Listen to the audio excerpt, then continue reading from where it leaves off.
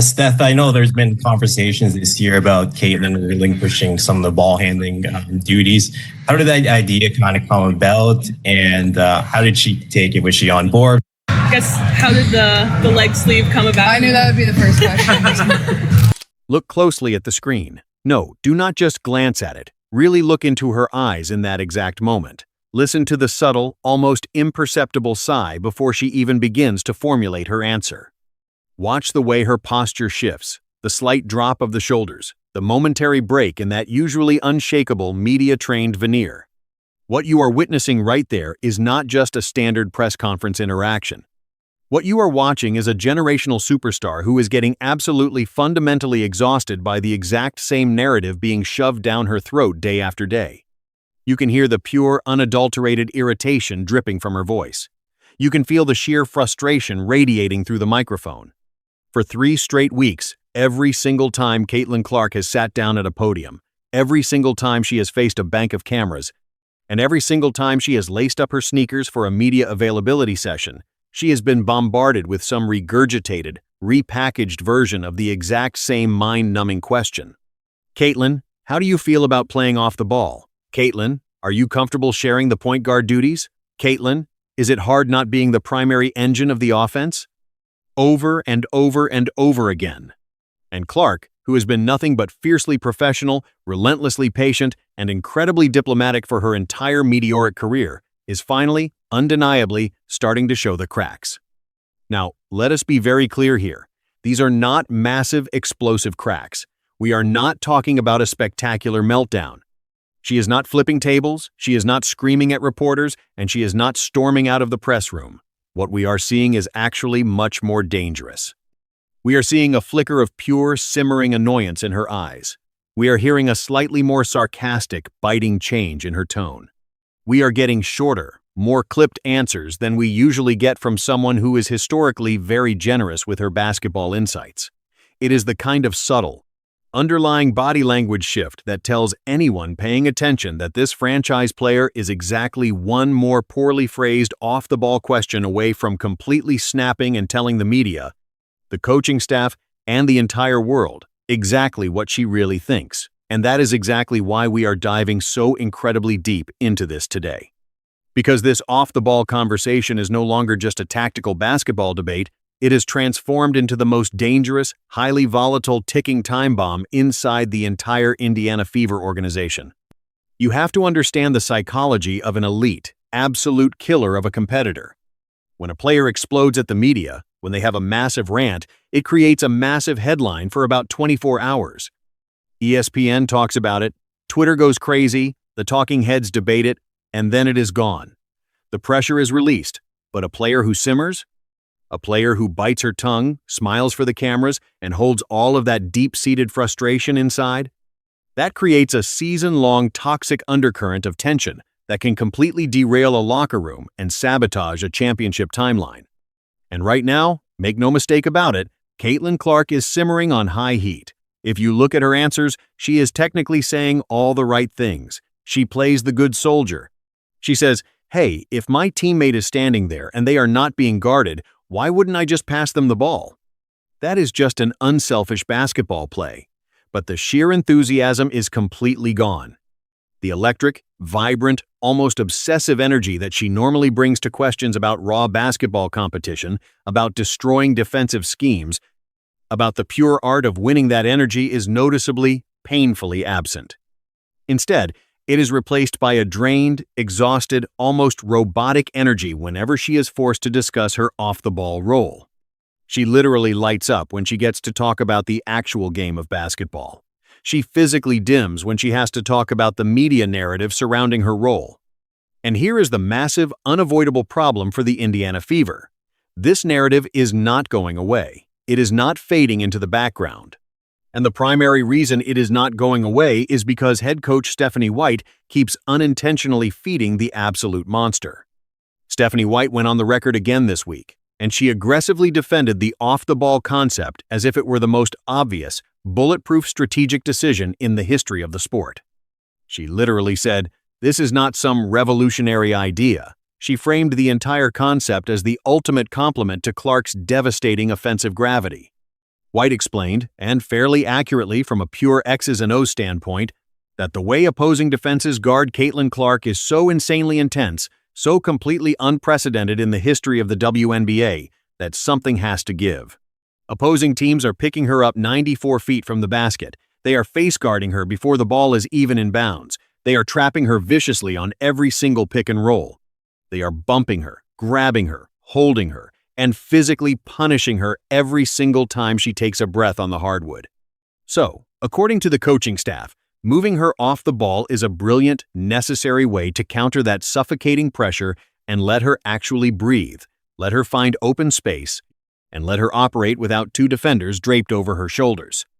On paper, if you are drawing this up on a whiteboard in a quiet coach's office, that sounds incredibly reasonable. In fact, it is basic, fundamental, winning basketball strategy. You use your superstar as a decoy to break the defense. But in practice, out in the real world, and most importantly, publicly, it is the exact same repetitive message that has been actively alienating the massive Indiana Fever fan base for 3 straight weeks. And more alarmingly, it looks like it might be deeply frustrating the franchise player herself. Because while the coaching staff is busy patting themselves on the back for this revolutionary off-ball concept, absolutely nobody in the mainstream sports media is talking about what Caitlin Clark actually said at Media Day. Nobody is reading between the lines of a quote that reveals exactly, perfectly, where her head is really at. Let me give you the direct, unedited quote from Caitlin Clark. She sat there, looked at the reporters, and she said, "I think I am the best transition player in the league. I need you to read that again.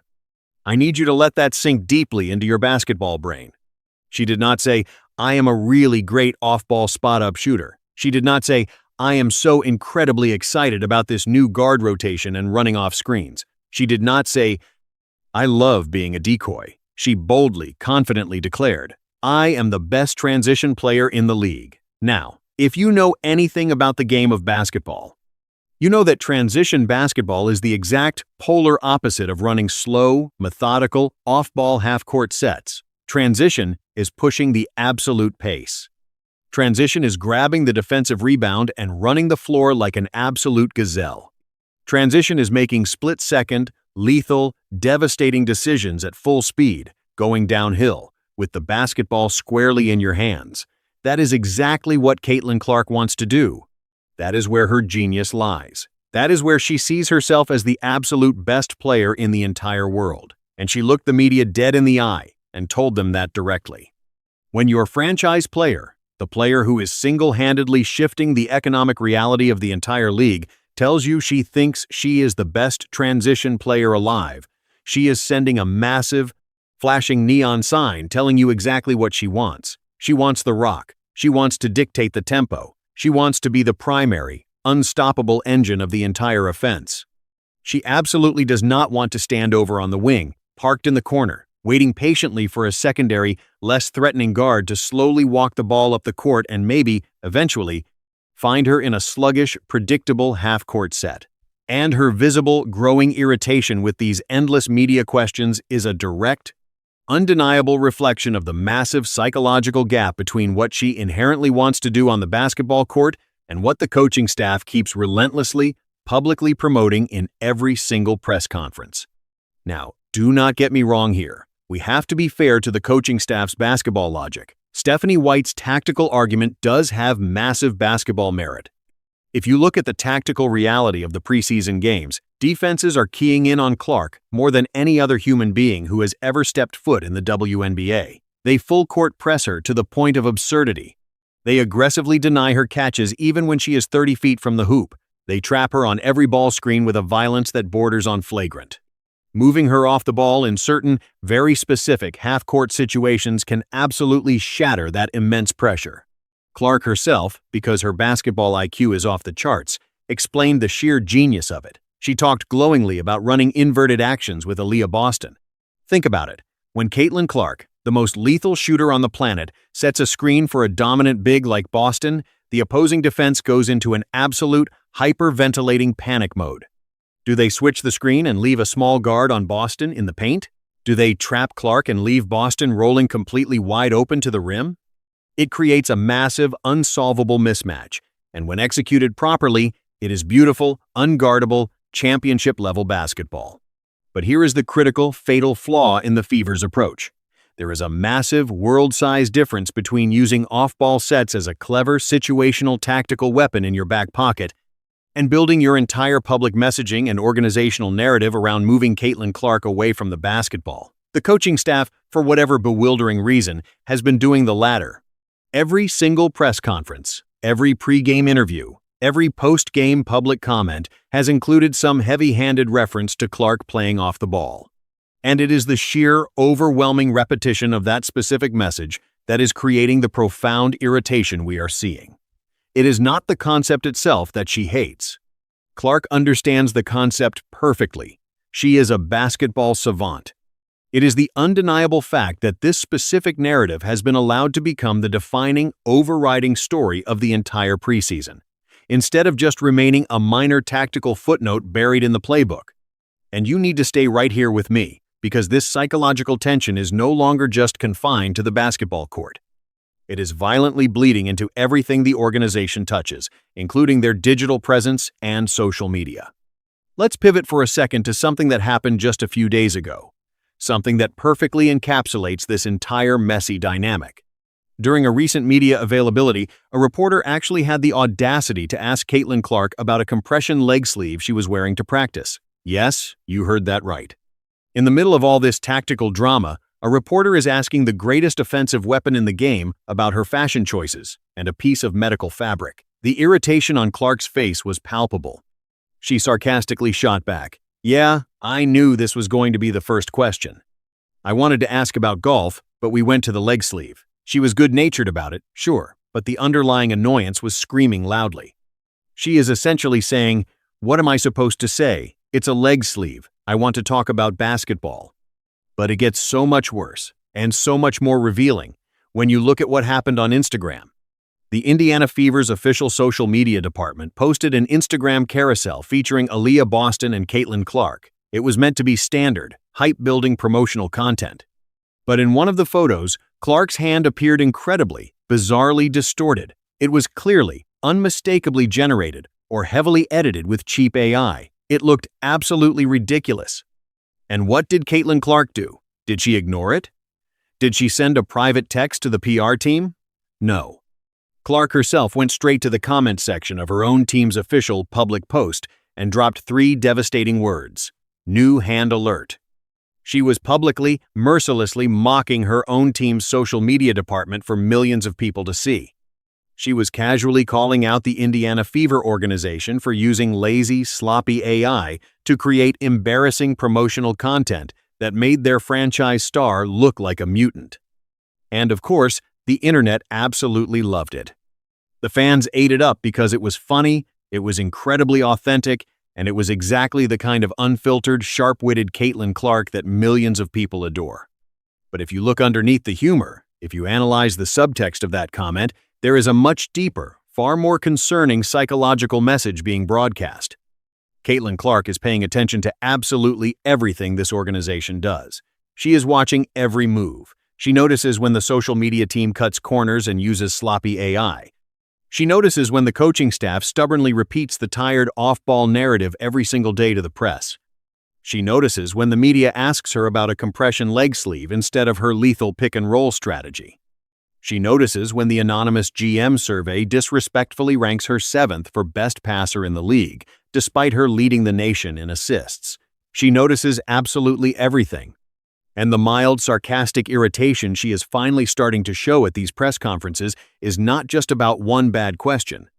It is the cumulative, boiling result of 3 straight weeks of noticing a mountain of things that simply do not sit right with her elite, hyper-competitive spirit. Here is the brutal, unvarnished truth that the Indiana Fever organization desperately needs to understand before it is too late. Caitlin Clark is not just a basketball player.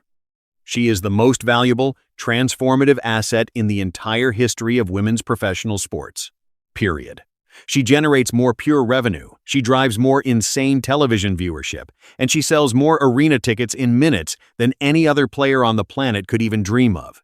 She is the entire economic engine of the league right now. And right now, the most valuable asset in sports history is sitting in standard press conferences showing visible, undeniable irritation with the direction of the conversation being dictated by her own organization. That is not just a red flag, that is a blaring, deafening warning siren. It is not a full-blown crisis yet, the sky has not fallen. But smart, championship-caliber organizations respond aggressively to warning signs long before they explode into full-blown disasters. And the fix for the Indiana Fever is incredibly, stupidly simple. Stop talking about off the ball. Just stop it. Stephanie White said it herself. This is not some revolutionary idea. Fine. If it is not revolutionary, then stop treating it like it is the headline of every single press conference. Stop enthusiastically describing Clark's role in terms of what she is moving away from handling the ball and start describing it in terms of what she is moving towards. Change the narrative immediately. Talk about the lethal, terrifying transition game that Clark herself proudly said she is the absolute best in the league at. Talk about the blazing, breakneck pace that Coach White claimed she wants to play this season. Talk about the massive, undeniable shooting improvements Clark has made from her grueling offseason work with elite trainers like Brandon Payne. Talk about the fact that she has been shooting an absurd, video game-like 70% over the last 2 preseason games. Talk about the crushing championship expectations. Give the hungry media literally anything else to chew on. Feed them a different storyline, and they will naturally stop asking the repetitive questions about off the ball. The only reason this toxic narrative exists, the only reason it has survived this long, is because the coaching staff allowed it to grow and fester. And the coaching staff has the power to kill it right now, today, by forcefully pivoting the conversation to something more productive and positive. Clark practically begged them to do this. She said it herself directly to the cameras after the Dallas preseason game. Her exact words were, "Nobody get hung up on this. I do not want this to be a story." She was literally pleading with the media, pleading with her coaching staff, and pleading with the entire Fever organization to just move on and let it die. And what happened? 3 days later, Coach Stephanie White went back on the record, stood in front of the microphones, and completely reignited the exact same story that her superstar point guard had just explicitly asked everyone to bury. That, right there, is a massive communication breakdown between a generational franchise player and a head coach. It is a fundamental disconnect in messaging and priority. It is not a fatal breakdown yet. The season hasn't even officially started, but it is incredibly real, and it is entirely avoidable. The signs are everywhere, if you know how to read them. It is showing up in her body language. It is showing up in her sarcastic Instagram comments. The irritation is there, bubbling just beneath the surface. And the reality is, the Indiana Fever organization needs to pay very close attention to it right now, before it metastasizes into something much louder, much angrier, and much more destructive to their season. Because the clock is ticking, and the runway is officially gone. Opening night is arriving. Caitlin Clark versus Paige Buchers, the Indiana Fever versus the Dallas Wings. It is going to be broadcast on ABC national television, in front of millions of screaming fans. It is the biggest, brightest stage in the history of the sport, with the entire sports world watching their every move. And the absolute best thing, the only logical thing the Indiana Fever organization can do between now and tip-off is to permanently silence the off-the-ball talk, kill the distracting narratives, and start focusing entirely on winning basketball games. Because at the end of the day, despite the media circus, despite the AI hand blunders, and despite the coaching disconnects, winning is the only thing Caitlin Clark actually cares about. Winning is the only thing she wants to talk about. And when your franchise player, the player carrying the weight of the entire league on her shoulders, wants to talk about winning, you shut up, you get out of her way, and you let her do exactly what she does best.